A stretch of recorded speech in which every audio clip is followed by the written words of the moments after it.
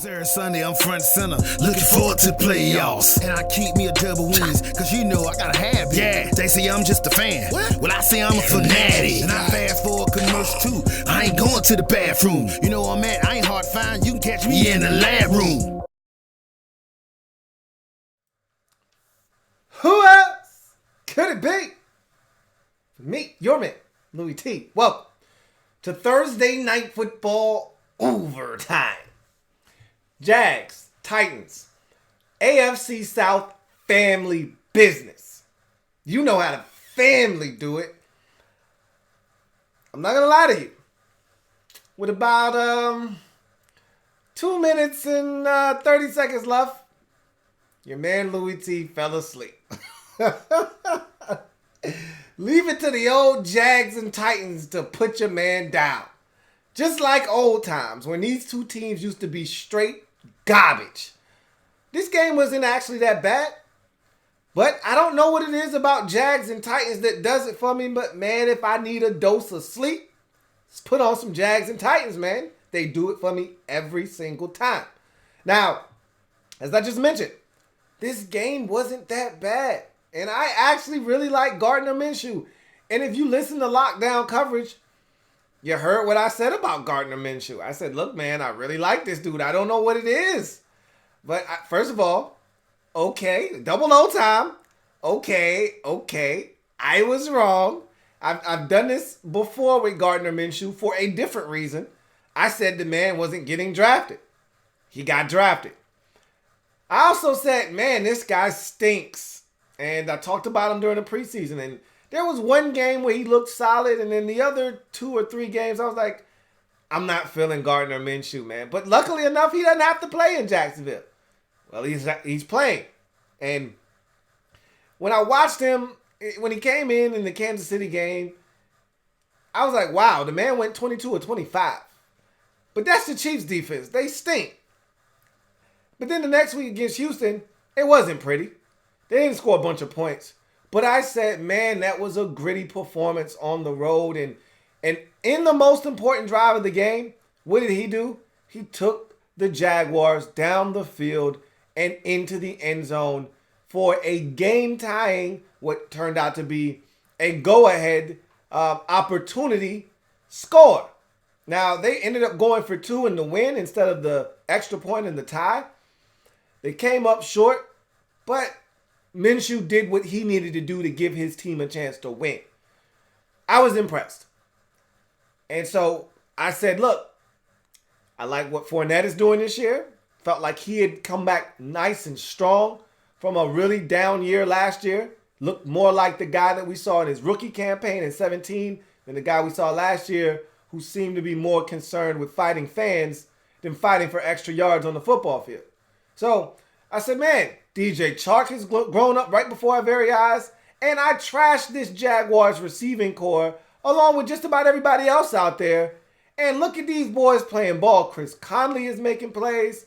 DJ Chark is really took strides in the right direction. If year 1 to year 2, night and day difference between DJ Chark.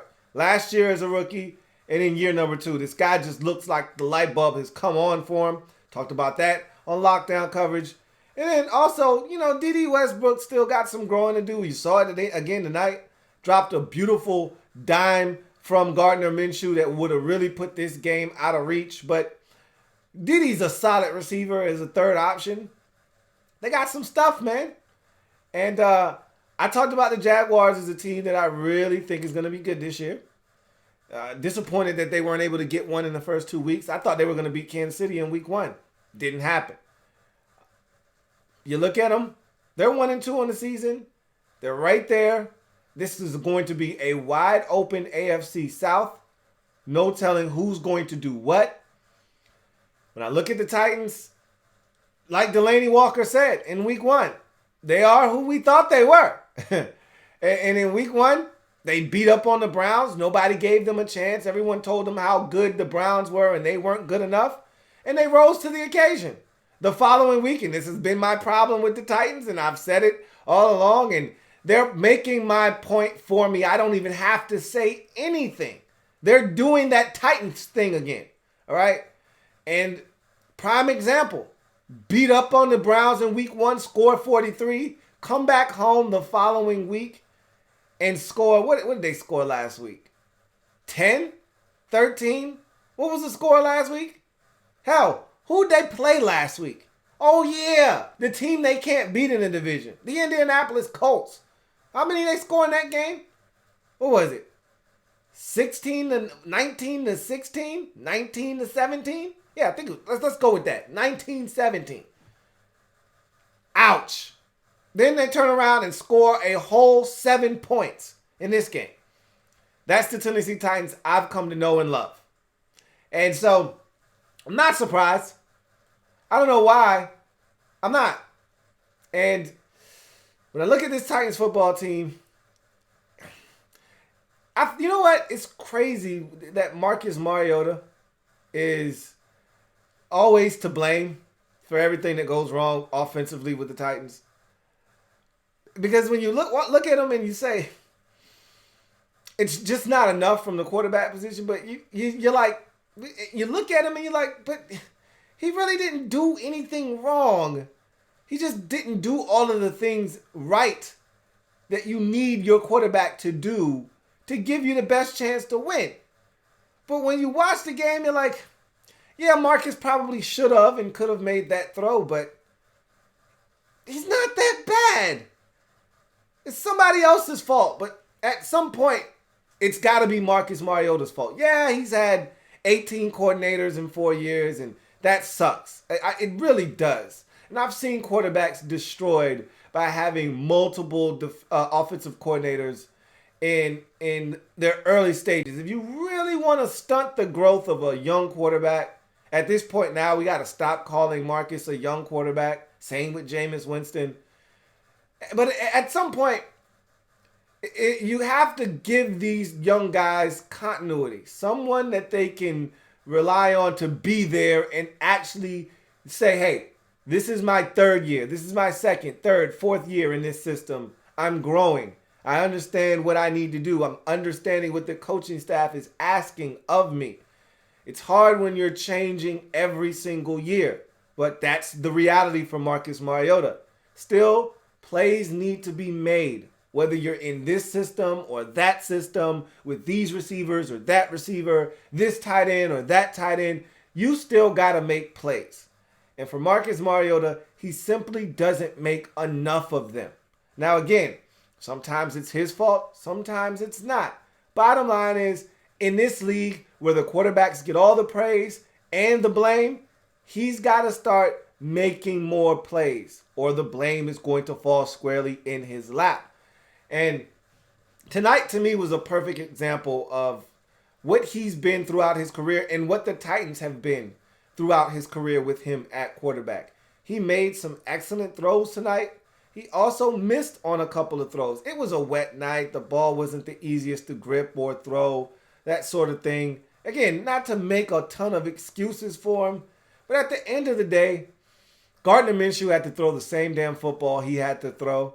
And not that the weather was the same for both of them, because I think it was like the third drive or maybe fourth drive of the night for the Titans. It was pouring down that entire drive. And as soon as the Jags got the ball, it stopped raining.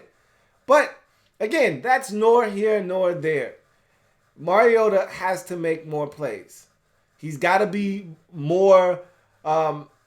He's got to be more aware of his surroundings. That fumble that he had in the pocket is a great example of him just being kind of aloof. And that's my best way to describe Marcus Mariota, is aloof.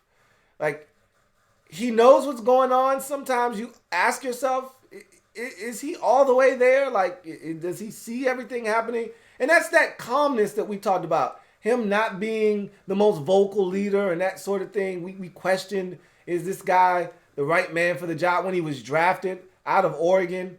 And being calm can help you, as we've seen over the years with like a guy like Eli Manning, you know, that at times you could argue he looked aloof and stoic.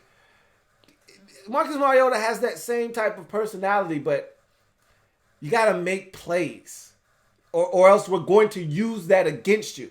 You know, we give you all the credit in the world when you're able to be stone-faced while things around you seem to be crumbling and you seem to be keeping it together. But and that only happens if you're winning. We'll give you all the credit. That's what we do in this society. All right, is that if you stay calm when everything else is crumbling and on fire around you, and you stay calm and you find a way to get it done, we're gonna praise you to death. But let all of that stuff be happening and you do that and you don't get it done, now we're complaining that you don't show enough emotion and that you don't get it. And that's where we're kind of teetering with Marcus Mariota, is that you just, and I'm not challenging this guy's want to, or this guy puts his body on the line. You see this guy diving for first downs and touchdowns and things of that nature. I never question if this guy wants to win, but I question, does he have the ability to get it done in some crucial situations? And I talked about last week them not getting the football to the wide receivers enough. They got the ball to the receivers, or at least attempted to in this game. A.J. Brown was not able to separate at all tonight. That's an issue for him. I thought he had an issue separating at Ole Miss. That's why he wasn't one of my top receivers in the draft. That's why I had other guys ahead of him, because he's a guy that's going to struggle to separate. And he's going to have to find ways to make plays with guys draped all over. I really believe that. You saw a little bit of that tonight. Guys were on him, and he got held a couple times. A.J. Boye got away with some penalties and things of that nature. But the Titans, I always say this with the Titans, and I'll leave it at this, and then we'll move on. The Titans are missing something.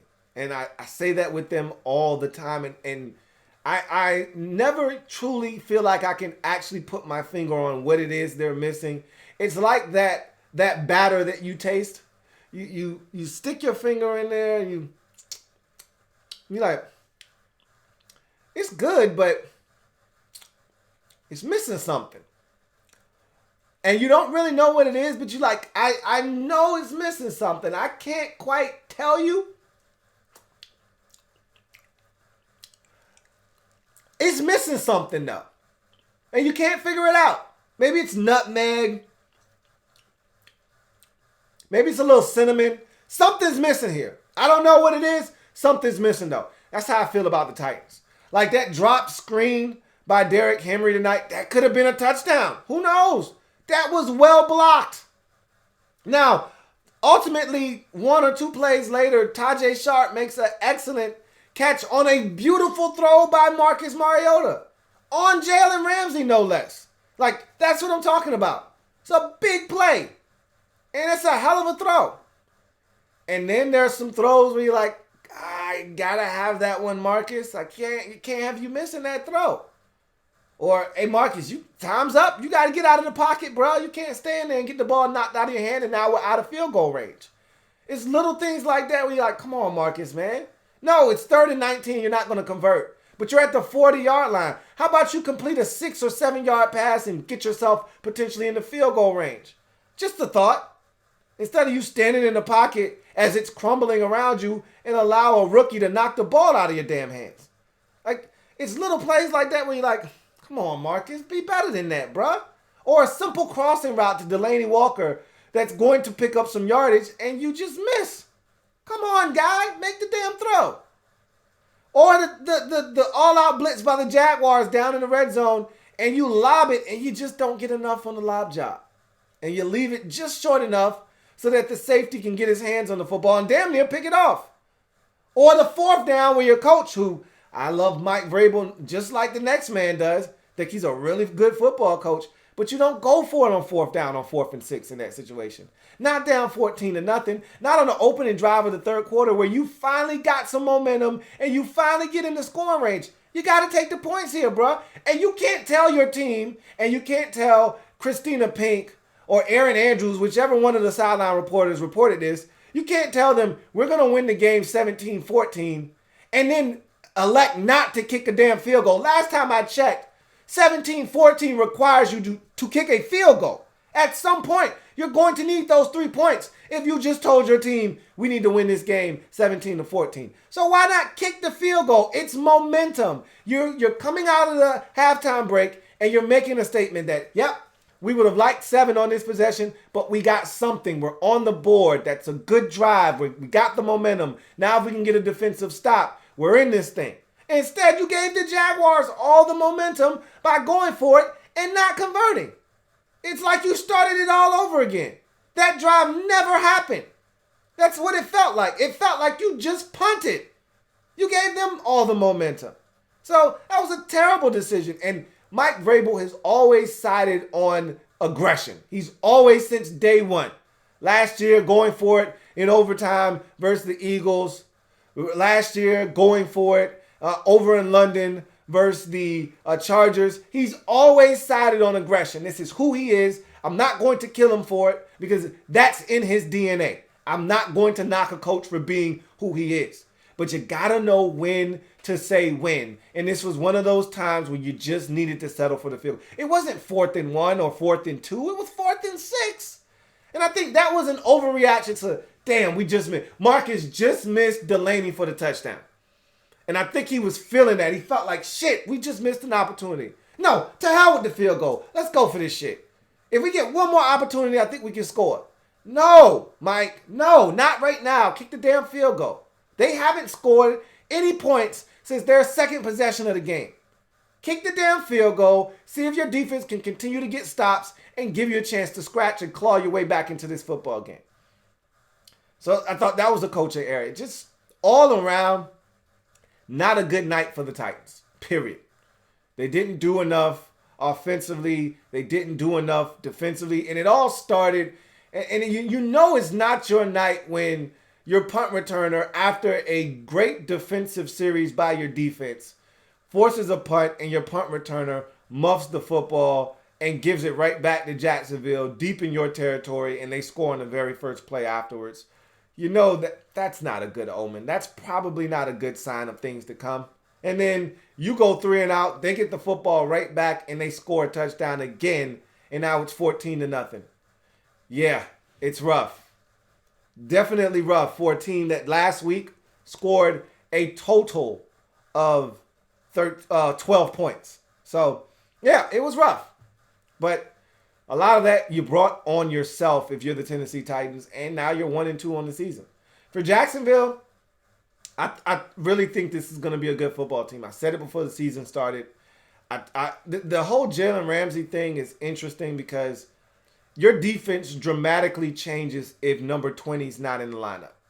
And if I'm Jacksonville, I don't know how I feel about trying to move this guy. And that's the perception right now, is that this was his last game as a Jaguar. I don't know that to be true or not. He's come out and said, look, I didn't make this public that I wanted to be traded. What is he supposed to say? I don't know. I mean, at this point, like he said, I got a game to play. I'm focused on that. But I just want to win. And I think that's what it's all about. He just wants to win. And he got into a little bit of a spat with his head coach. I don't like that. But at the end of the day, if you're the Jaguars, you got to figure out a way to make this thing right, because this guy's too good. And he changes your defense dramatically. You take him out of the mix, and it's just A.J. Boye on one side and nobody else on the other side. It's not the same Jaguars defense. They're able to be aggressive. They're able to come after you. They're able to do some of the things that they're able to do because on one side of the field, they've got a lockdown defender.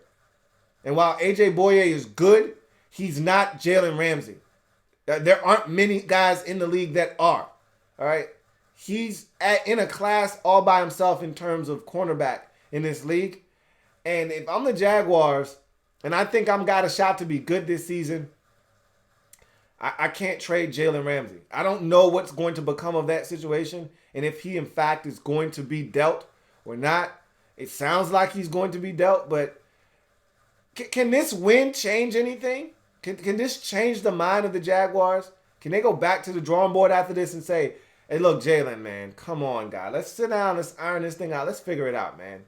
You're too valuable to us for us to trade you. You're a cornerstone of this franchise. You're a building block. We need you to win. Can they not sit down and figure this thing out? Does this have to result in a trade? Because if you trade him, you go from a 9-win team, which I think you have a realistic possibility of being a 9-10 win ball club with a chance to sneak in the postseason either as a wild card or a divisional winner, to a 7-9, 6-10 type of ball club. That's how big of an impact this guy has on your football team and your defense. So if I'm Jacksonville, there's no way I'm trying to trade Jalen Ramsey. And you can't get equal value for him. You're not going to draft another Jalen Ramsey. These guys don't grow on trees. It's one of those positions that's just hard to find. Elite cornerbacks are hard to find. That's why some team will be willing to part ways with a first and then some. Because you don't find Jalen Ramseys very often. They don't come along very often. You get lucky to find a Marshawn Lattimore or a Jalen Ramsey or a Patrick Peterson. Those come along once every 4 or 5 years generally. We've gotten lucky here in the last couple of years with Ramsey and Lattimore, but those don't happen very often. And so I could go through the list of corners that have been taken early in drafts and just haven't worked. All right, the Justin Gilberts of the world, the Morris Claibornes. These are guys that were taken in the top half of the first round that were expected to be lockdown corners. The Carlos Rogers of the world. I'm going back a little ways, but these are all guys that were solid but weren't great. They weren't elite shutdown corners. Jalen Ramsey's different, and he changes this team's outlook. And he did it again tonight. Yeah, he gave up a big play to Tajay Sharp, but he changes what they do defensively. They're not the same team without him. Calais Campbell was an animal tonight. An uncaged, untamed beast. They had no answer for him on the interior of that Titans offensive line. And frankly, I think that's poor coaching on the part of the Tennessee Titans. Because after his first sack, there would be no another sack. He would have been double-teamed the remainder of the night in obvious passing situations. No way was 93 going to wreck my game plan offensively. He would have had to been double and triple teamed if necessary. You treat him like J.J. Watt at that point and say, all right, you're not getting to my quarterback the rest of the night. If you do, it'll be because you ran through 2 guys. But you're not getting singled up on my backup guard, Jamil Douglas, and you're not getting singled up on my other guard that I spent a bunch of money on in free agency, and you're definitely not getting singled up on my center. Period. End of discussion. We're doubling you the rest of the night. Good luck getting to the quarterback. And if somebody else wins one-on-one, so be it. But it won't be you. You won't wreck my game plan tonight. And instead, they let him single-handedly go to work on them to the tune of like 3 sacks, a couple of tackles for loss, and just being all over the football field. And again, that's poor coaching on their part. After the first sack, no more. And they know what this guy is about. And they were good on the night. Were the Jags. They bent, but they never broke. They gave up yards. The Titans moved the football. All right. But once they got to about the 40-yard line, they stiffened up for the most part, the better part of the night. Titans had some good field position too, especially early in the game. Did nothing with it. Credit the Jaguars defensively for that. And the officials. This is by far the worst officiating crew in all of football. And I've said this. If Sean Hockley is doing your game, if the young Hockley is doing your game, him and his crew are going to destroy your football game. Know that. All right. I am so blessed that he has called this game. That lets me know he won't be calling the Redskins Monday night game, and I am so thankful for that. He is awful, and so is his crew. They call by far and away the most penalties, the most egregious holding penalties, and they miss a lot of things too. They are awful, all right? They're the new Jeff Triplett crew. If you see them coming, duck for cover because they are going to rain down flags on your football game. And you saw the shit in the first half of this game. Luckily enough for us, they calmed down in the second half, but some of the calls were just as gross in the second half of this game. They're awful. So you got to know that holding penalty on Tajay Sharp on that reverse field run by Derrick Henry. Are you serious right now? That roughing the passer penalty on Camelé Correa. Are you serious right now? Are you joking with me? You gotta be kidding me. You can't be serious right now. Like, you gotta be kidding me. They single-handedly destroyed a couple of Titans drives in the first half. Inexcusable. You can't make some of these calls. The fact that Tom Brady, and I don't give a shit what Tom Brady's tweeting at home, but the fact that Tom Brady's like, he's an offensive guy, and he's like, this is some bullshit. I'm turning my TV off. He was right to tweet that out. That crew is awful. But they're not alone. I was watching the Bears and Broncos game, and that crew was hideous. I mean, they called 19 holding penalties on Garrett Bowles, and he might have been deserving of most of them, but are you kidding me? Literally like one dude having 7 holding penalties, and then Ronald Leary had like 3 more, and that roughing the passer penalty at the end, don't get me started on that call. These officials have to be better. This is ridiculous. They really hurt the Titans in the first half of this game. I mean, they killed the Titans in this game. Inexcusable. But again, got to credit the Jaguars for making the best of every opportunity that they got. They got the fumble early in the game by Jackson. They turned it into 7 on the very next play. And the Titans weren't able to make some stops on that second possession. Took it right down the field. And again, should have been another touchdown by Gardner Minshew if Dede Westbrook could catch. That's a beautifully thrown football there. Got to have it. Titans, I mean, there was one throw on that second possession that led to the touchdown where I'm saying to myself, I know that's not the easiest play in the world, but hey, Butler, man, I need you to make that play, bro. That ball cannot go through your hands or just over your hands.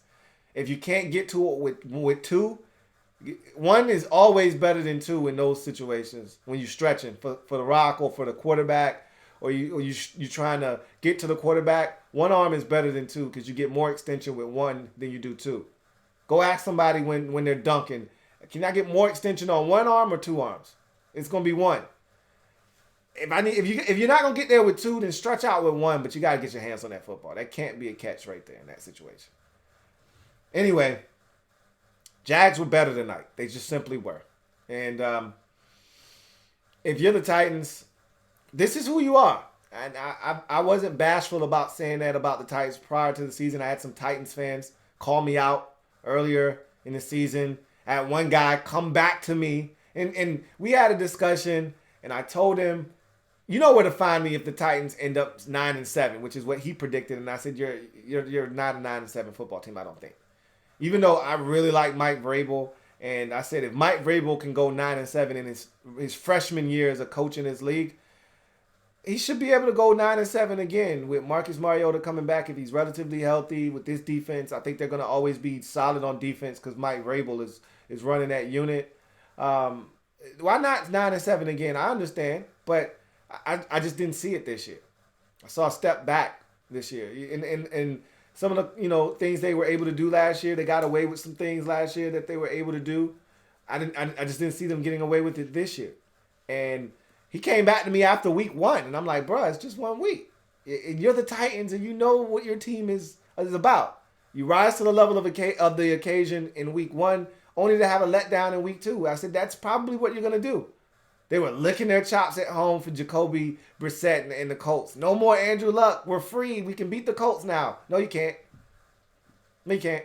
14-2 are the Colts in the last 16 games versus the Titans. No, you can't. They still own you. Nothing's changed. Just a guy under center, just a number, just the color of the skin of the quarterback. Nothing's changed. You still can't beat the Colts. So, and then you go on the road the following week and lose to Jacksonville. Now you're 0-2 in the division. Yikes. But you want to win the division? That's not how you do it. It's not how you do it. 2 straight losses in the division. It's not how you get it done. But if you're Jacksonville, after an 0-2 start, you beat Tennessee, you're right back in the thick of things, man. You're 1-1 in the division and could have easily been 2-0. Had Fournette gotten in or had your coach decided to kick the extra point. I didn't have a problem with the decision to go for it, 2-point conversion last week. And I know some people didn't agree with the decision. I didn't have a problem with it. Especially when you're on the road. The Denver one was a little sketchy last week versus the Bears. They got it though. But I'm like, you're at home. Kick the extra point. Go to overtime. See how it goes. You've been playing good defense all day. I like my chances at the crib. But, that's no here nor there. You're 1-2 now, playing with a little bit of confidence. I like where they're at. I really do. And you know what? This is a question I got for you guys out there, if anybody's out there. And I know I was tardy tonight, and I already told you why. But I got a question. What does Jacksonville do with Gardner Minshew? And I think we already know the answer. You're paying Nicholas Foles all this money. He's the guy, right? But what if this guy lights it up? I mean, he's playing really well. There's a phenomenon right now in Jacksonville with Gardner Minshew. What if he lights it up? What if they get on a hot streak and let's say they win 8 out of the next 9, including 7 straight, and now Nicholas Foles is ready to go in week 11, but you're playing exceptional football and you're 9-3 at that point when Nicholas Foles is ready to come back, or 8-3 at that point, and you've won 7 straight. Like, I'm just saying, what do you do? I'm pretty sure they're going to bring back Nicholas Foles, but I'm not saying that's a hell of a dilemma to have. But in any event, let's get to your comments. I've said enough. Let's open this thing up and get to you guys and talk about this football game and see what you guys got to say. All right. Atlas says 9 sacks. If you're the Titans, you hate to see it. Yeah. About that. I talked about the 9 sacks. I talked about not allowing a guy that is so talented in the middle of that Jaguars defense to ruin your game plan. At some point, you got to say enough is enough. We can't let Calais Campbell do what he did to us single-handedly. And that's a talented Jaguars front. So I'm not gonna kill them necessarily, but you got to be better than what they were up front tonight. And I know they got injuries, and I know their left tackle is out and he's suspended, and that doesn't help either. But you just got to be better. Period. Point blank. End of discussion. 9 sacks isn't going to get it done. Michael Thompson says the Jaguars might finally have a solid QB with this kid, and that's what I'm saying is if he continues to gain confidence and continues to play well. And yeah, I know you spent all this money on Nicholas Foles, but do you stunt his growth by taking him out of the lineup? I don't know. I'm not saying. I'm just saying. I think we know what's going to happen, though. Anyway. And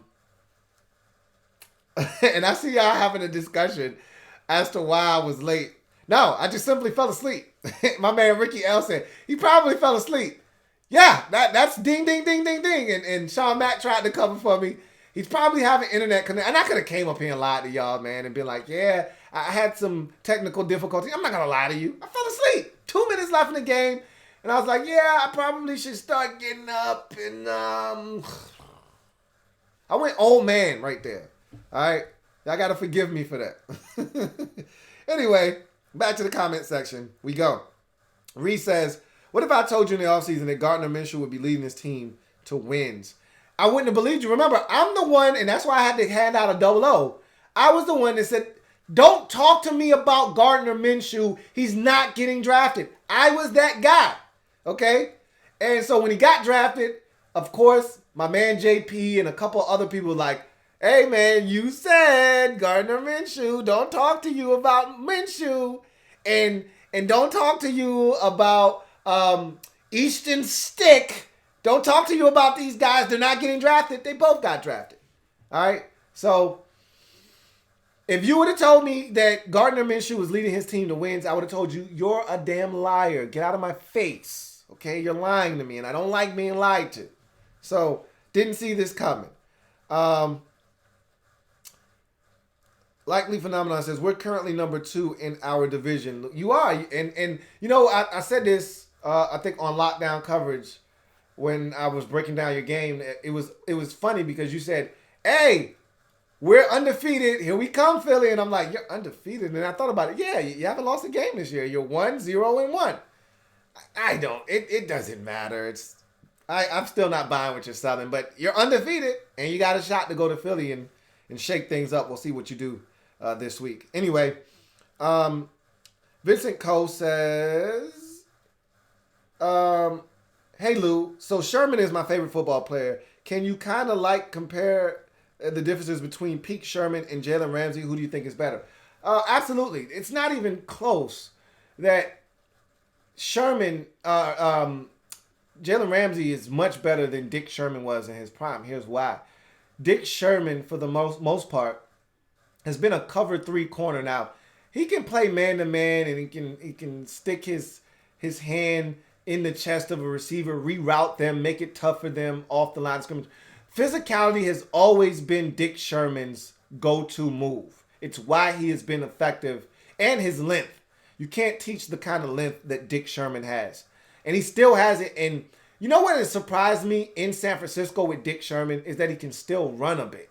You know how Josh Norman hasn't aged well at all, whereas Dick Sherman has actually aged really well. Like, I watched him run last week with John Ross step for step down the sideline, and he wasn't having it. And I was like, shit, he's running step for step. Now, granted, he gave, John Ross a little bit of cushion. Ross ate that cushion up. But when he opened up his hips, turned and ran, he was step for step, stride for stride with John Ross 40 yards down the field. I said, that's pretty damn impressive for an old man right there. Whereas with a guy like, so let me get back to my comparison. I'm getting off track here. You asked me about Sherman versus Ramsey. Ramsey has been and always will be a better athlete than Dick Sherman ever was. Similar length, similar size, so there's no advantage there for either one of the players. The difference here is Sherman wasn't a guy you really were comfortable saying, all right, travel with this guy all over the field and lock him up man to man. Sherman was a cover 3 menace. Eyes on the quarterback, seeing what was going on, and then being able to play the football. Whereas with Jalen Ramsey, and that's been his biggest gripe in Jacksonville, I don't want to play zone. I want to play man. I want to take away the other team's best receiver. Let me do what I do best. And that's just man up and tell somebody you're erased from this game. You're done. All right? Let me take the other team's best guy out of the game. He's done. And with Sherman, he was I don't want to call him a system corner, but he was in a system that fit him to a T. Whereas Ramsey, you can play him in whatever. You can take him in the slot. You can't take Dick Sherman in the slot and say, hey, lock the slot down for me. You can take Jalen Ramsey anywhere you want. This guy's going to thrive. So for me, Ramsey is the premier corner in today's NFL. He's the guy that you can travel. We hear about star cover corners and star coverage where a guy's shadowing the other team's best receiver and you want to lock a team down man to man. Jalen Ramsey's your man for the job. All right. Dick Sherman was more of a cover 3 guy. And I can't knock the hustle because, cover 3 a lot of times morphs into man to man essentially. If you're deeper than the deepest and a guy's running a deep route, that sort of turns into man to man coverage. And Dick Sherman, no one has done it better in this league over the last 7 to 10 years than Dick Sherman in cover 3. So, for what it's worth. Anyway, JP says, I tried to tell you last year and other people that Minshew was legit coming out of Washington State, and I got laughed at. You're right. I was one of those people that laughed and pointed at you. And I told you he wasn't getting drafted, and you told me, hey, Lou, man, you tripping. Gardner Minshew, man. I'm telling you, you sleeping on this dude. And I'm like, well, wake me up when this guy is legit. Well, I'm going to wait. The alarm went off. I hit it a couple of times, but I'm up. And Gardner Minshew has my attention. And you were right. And I told you, when I'm wrong, I will admit I'm wrong, and you'll be the first person, and you'll be the first people to know I was wrong. I'm not afraid to admit when I'm wrong. When I'm right, you're going to know I'm goddamn right because I'm going to tell you I'm right. But when I'm wrong, I'm also going to be the first to tell you I was wrong. And I was wrong. Let's see. JP says, even though the Jags won, they're still trading Ramsey. Several teams have interest, including the Eagles, Vikings, 49ers, Chiefs. Also heard the Lions have some interest. I understand that. He probably is still going to be traded if he doesn't want to be there. I never am a fan of keeping a player hostage against his will. If a guy doesn't want to be there, similar to the Trent Williams situation in Washington, if you don't want to be here, I will help you find somewhere else to be. That was the Joe Gibbs motto in Washington. If you don't want to be here, let me help you find somewhere else to be. That was always Joe Gibbs' thing. Let me help you find your way out of here. I don't want guys that don't want to be a part of what we're doing. And if Ramsey doesn't want to be a part of the Jaguars, that's why I said if I'm the Jaguars front office, I sit him down and I see if we can't come to some kind of middle ground, like we can't figure this thing out. If we're at a point of no return and he's like, man, I just really wanted an opportunity to play somewhere else. I really don't want to be here. If that's how you feel, okay, we'll help you get out of here. All right, work with us. Give us some time. We'll find the best deal out there, and we'll get you out of here. If we can find some kind of common ground and we can agree to disagree on certain things, but the overall theme is that we want to win and we want to do it together, then you got to figure that thing out, though. He's too valuable to this team. It changes the identity of this football team. You can't be as aggressive as the Jaguars are in certain instances if you don't have the corners outside to hold up. And Ramsey and his ability to take away a DeAndre Hopkins, for instance, like last week, it changes what you're able to do defensively. They don't shut down the Texans the way they did defensively last week if there's no Jalen Ramsey, because you don't have the guy in order to stop Nuke from being an absolute menace and tearing your defense apart because you want to come after Deshaun Watson. The only reason you can do that and be aggressive in going after Watson is because you know number 10 won't be going loco because number 20 is following him everywhere he goes. So, I don't know. That's a dicey situation for me. Ali Saad says, Lou, do you think Ramsey is still getting traded despite the win? I don't know. That's what I talked about. You know, I think the trade is still on the table. But this is what I would do. I don't know what Jacksonville is going to do. This is what I would do. I would have a heart-to-heart with him. I would sit him down and figure out if we can't make this work. And if I come away from that conversation feeling like there is no way that this can be reconciled, there needs to be a change for the betterment of both of our situations. You're not happy. We're not happy because you're not happy. Then we have to part ways. Then so be it. But if there is any type of way that this can be solved and you remain a Jacksonville Jaguar, that's what I want to do. So we'll see what happens. Gregory Lightbody says, Jalen Ramsey didn't have a strong performance. You think he's worth 2 first-round picks? I do. And your not having a strong performance and my not having a strong performance are two different things. Just like Brandon Sheriff having 2 holding penalties, one of which was a phantom call, and the other really wasn't his fault because the quarterback rolls out of the pocket and he didn't know and he just latches on. That's everyone saying he's having a bad game. It's a matter of opinion. I didn't see Brandon Sheriff having a bad game against the Cowboys. As a matter of fact, I thought he was outstanding. And I watched Jalen Ramsey tonight. Yep, he gave up a deep ball in which the receiver pushed off, but got to give other guys credit too. Tajay Sharp, yeah, he pushed off, but he also did a tremendous job of stacking Ramsey on his back hip. And then the ball was perfectly placed and Ramsey was right there and actually got a piece of the football. It was just a perfect throw. And as a wise man once told me, you can't defense the perfect pass. It just fell in there perfectly. All right, he was right there. All right, and there were a couple like comebacks and curls and shallow routes underneath that were completed right in front of him. Okay, so what? They gave up 7 points tonight. He was a huge part of the reason why. If that's what not having a strong performance looks like, sign me up. Let me get one of those. Please. Thanks. But again, I wouldn't trade 2 first-round picks for him. But these guys don't grow on trees. Somebody's going to ante up. I don't know if it's going to be 2 1s, but it's going to be 1 and then some. It might be a 1 and a 2. I might be willing to do a 1 and a 2. I don't know if I'm willing to do 2 1s. I don't know if I can stomach 2 1s. I would be more comfortable with a 1 and a 3, to be honest with you.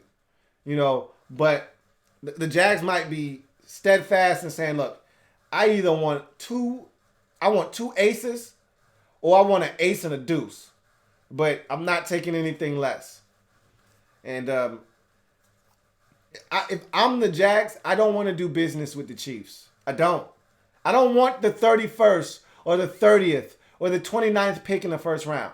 You can keep that. I don't want the 59th pick in the draft. All right? I don't want that. I want the 15th pick. I want a team that thinks they're good, like Detroit, for instance. You know, I want a team that thinks they're good, but they're really not good. And getting Jalen Ramsey isn't going to change that. Give me that team. Now, not lying to you, Ramsey on one side and Big Play Slay on the other side, that does change some shit in Detroit. I'm not saying, I'm just saying. But I would roll the dice on a team like Detroit, where I'm like, hey man, they could get Ramsey and still go 7-9, 8-8. And I'm still getting the 15th or the 17th pick in the draft. I'll take that. Versus trading him to a team like Kansas City that I already know they're good without him. I give them Ramsey. They're going 14-2, and they're ending up in the AFC Championship game versus the Patriots. So regardless of what happens, that's the 29th, the 30th, or the 31st, or the 32nd pick in the draft. I don't want that. I don't want that. So you got to be careful who you dealing this dude to. Because one, if I can, I want to deal him out of conference. I don't want to see this dude once or twice a year, potentially. All right. And two, I don't want to deal him to a team that's probably going to win their division, be a favorite in the postseason, and go deep into the playoffs. I don't want to trade him there either, because I want to make sure that at the end of the day, I make out like a bandit in this trade. You don't want to just say, well, I got 2 1s. I don't want 2 1s that turn out to be 2 2s. Because or a 2 and a 3, because if you trade him to a Kansas City, that's a 2. That 1 is a 2, and that 2 is a 3. I don't want 2 2s, or I don't want a 2 and a 3. Because that's what it turns out to be. That's why when the Patriots came calling for Trent Williams, I was like, nah, I'm good, because I don't want your second round pick, because you're going to give me your first, but it's going to be 31st or 32nd. I don't want that shit. I'll pass. Thanks, but no thanks. Now, I would have did business with the Texans, because that's going to end up being a middle of the first round, top end of the first round pick. I want that. They think they're going to be good, but they're not. I'll take that. I'll roll the dice with them. They may ultimately win their division, but they're not going too far. I'll roll the dice on them. I'm not rolling the dice on the Chiefs, because they're going to be good.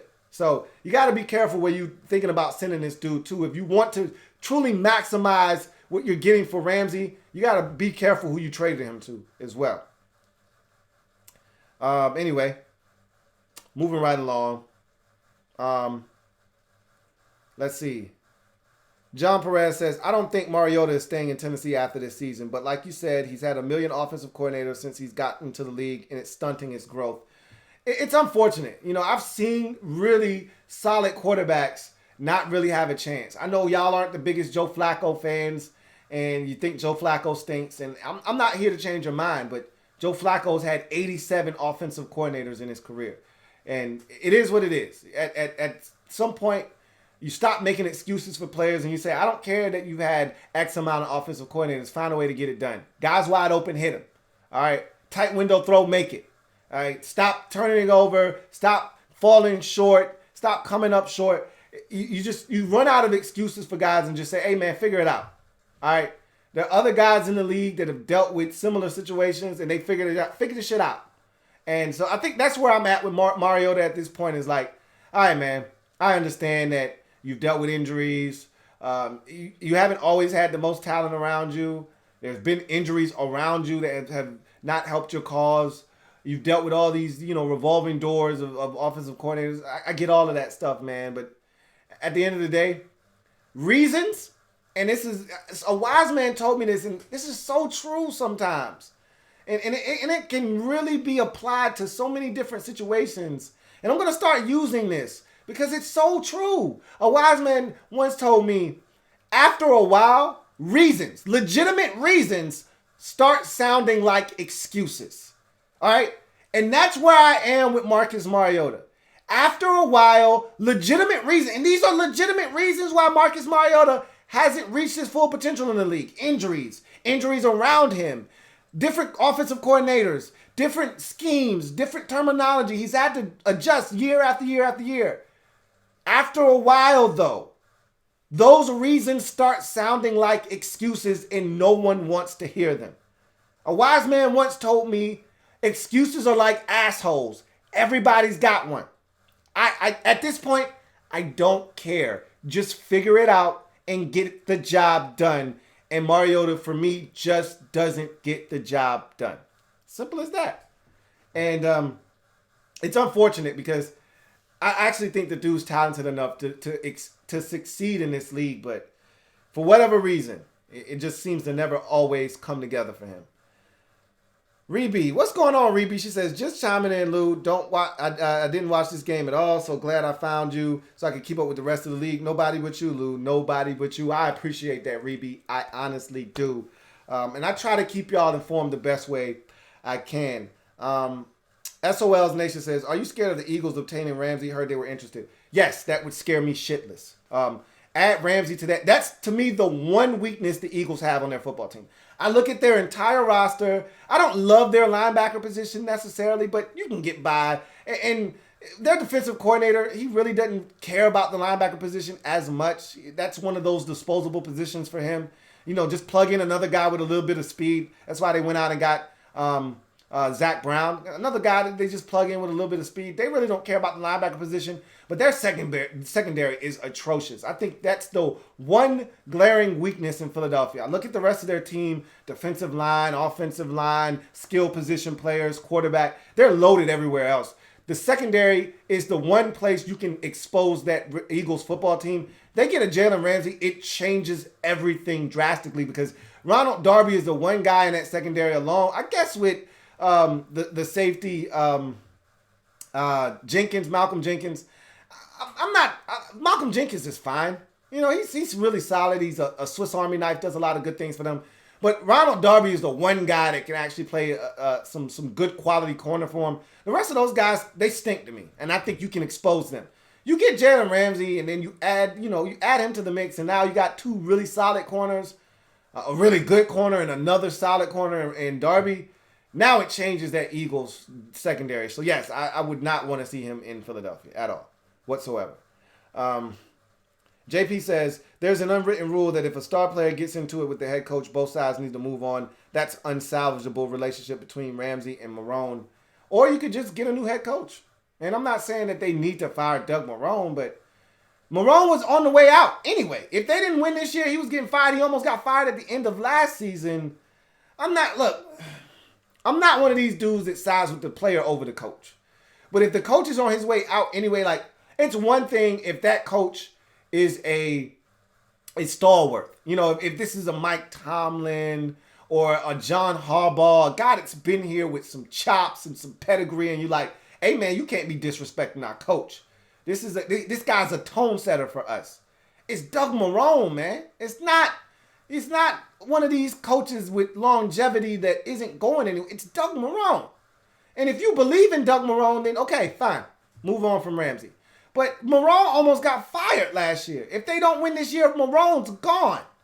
I'm not saying, I'm just saying. So, I mean, I hear you, though. I understand. Let's see. Reese says, wins Trump money. Don't know what that one's about. I lost that one. JP says, Hockley stinks. Yes. Yes, he does. Him and his entire crew. Garbage. Reese says, Gardner Minshew's parents wanted to name him Beowulf.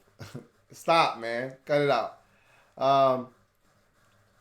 Marie says, Lou, everyone's talking about Daniel Jones. I don't care who's under center. We have to stop 26. You're right. In order for you to have success, you can't allow Saquon Barkley to go ape shit on you. If he is able to get off, it takes so much pressure off of Daniel Jones, makes his job so much easier, makes him comfortable. You got to make him uncomfortable by stopping 26 and putting the weight of the game on his shoulders and see if he can handle that burden. If he can, then you tip your cap and say, all right, Rook, hell of a job in your first start of your career on the road in a hostile environment. If he can't, then you win. So you have to stop 26. You're right.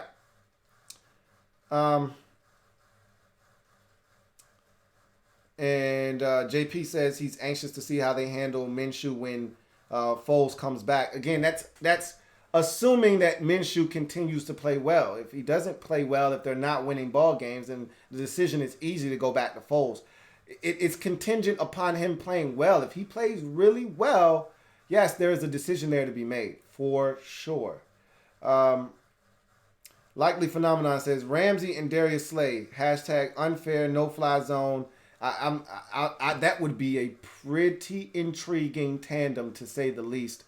It would exceed a Ramsey Boye, which has been exceptional for Jacksonville, but Slay is a notch above Boye in terms of the cornerback pantheon and pecking order. And so you would literally have a situation where you're 1A, 1B at the cornerback position. I think there's a clear delineation between 1 and 2 in Jacksonville at the cornerback position. Even though Boye is really good, he's not on the level of a Darius Slay. He's a notch down. That would be really fascinating if you could get those two and pair them up together. Like Detroit, if they were really serious, that would be a team that would fit the criteria that I just referenced. A team in a different league. So you're talking about not seeing him ever because he's in Detroit and you're in Jacksonville. And not only that, that's one of those teams that think they're going to be good, but easily could finish out the season 7-8-1, 6-9-1, and you're getting the 11th pick in the draft. That's what you want. That's ideally how you want this to go down. That would be the perfect place to trade him. Now, again, they get Ramsey, it could change the fortunes of their season, but that's the dice that you have to be willing to roll if you're Jacksonville. What you don't want to do is trade him to Kansas City, even though they may have the best package and it may sound good. Their ones aren't ones, they're twos. Their twos aren't twos, they're threes. Their threes aren't threes, they're fours. You got to understand that and understand that you got to roll the dice elsewhere.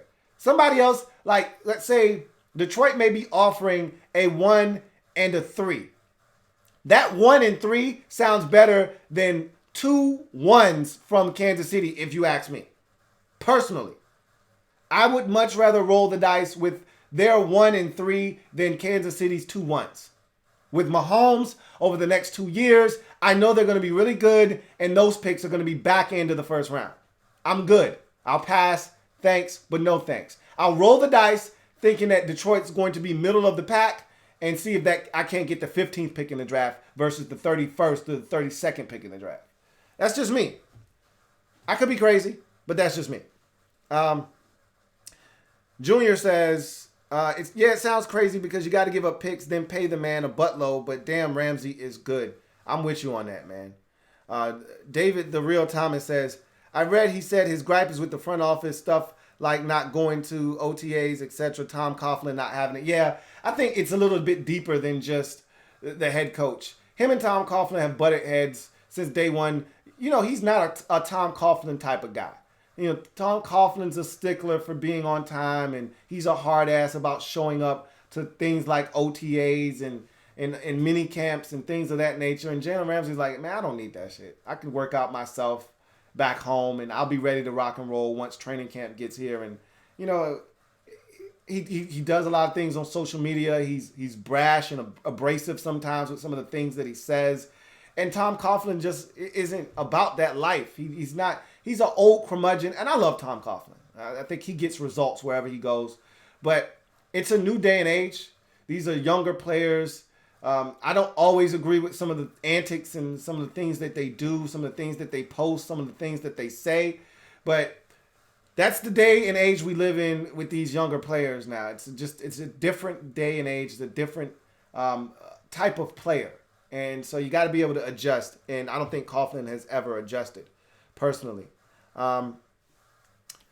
Let's see. Junior says, is the Titans offensive line that bad for giving up 9 sacks? Or is it because of Saxonville? So it's a combination of both. The Titans are banged up along the offensive line, and they're missing their best offensive lineman in Taylor Lewan. No excuses, though. You find ways to not give up 9 sacks. You don't have to be the best offensive line in the world to give up, 3 or 4 sacks. Yeah, that's going to happen against a defense like Jack. Yeah, they hadn't had any sacks the first 2 weeks. That was bound to change. They're too good up front. They got too many talented pass rushers to keep them down forever. And so they were making up for lost time. They didn't get any in the first 2 weeks. You knew they were coming, and they exploded tonight. But shame on the Titans for not giving their interior offensive linemen help and figuring out a way to not let Calais Campbell go nuts. And then some of it is on Marcus Mariota. That forced fumble that they had by Josh Allen, that's Mariota thinking that he's got 10 years in the pocket to just chill and pat the ball. At some point, you got to understand that the clock's running out, bro. Get out of there. Go. Much faster than slow. So not all of that is on the offensive line. Some of those were on Mariota. Reese says, that wasn't a joke, Lou. They actually wanted to name him Beowulf. I hope that was a joke. Like, are you serious? Beowulf? Really? He could look like a damn Beowulf, though. But no, come on, you can't name your kid Beowulf. Stop. The Q-Bone says, shame Fool's Gold got injured, but Mustache Minshew is playing really good. Both of those things are true, for sure. And Reese says, imagine Jalen Ramsey and Todd Bowles' defense. We'd be unstoppable. I don't know about unstoppable, but Todd Bowles, his dream is to have a corner the likes of a Jalen Ramsey. Those are the kind of guys Todd Bowles wakes up in a cold sweat because he'd love to get his hands on one of those types of corners. Those are the guys he looks for. Remember what he did with Patrick Peterson in Arizona? It's what got him the job in New York with the Jets. He had a shutdown, lockdown, consensus #1 corner in the league, and he blitzed the draws off of people. That's what Todd Bowles wants to do. He doesn't have that in Tampa, and he's still blitzing the draws off of people right now. But it could backfire on him in Tampa, if they can't hold up on the back end. But that's why I love Todd Bowles, because he just doesn't care. Period. End of discussion. So, that'll do it for me, your man, Louie T. Sorry for the delay, man. Like I said, I went old man and dozed off and fell asleep and woke up and like, oh man, game's over. What am I doing? I'm ashamed of myself. I really am. And the bad part is, I think I'm actually about to pack a bag and go to the gym at approximately 1 o'clock in the morning. I'm thinking about going to the gym right now. But I just woke up not too long ago. It's insane.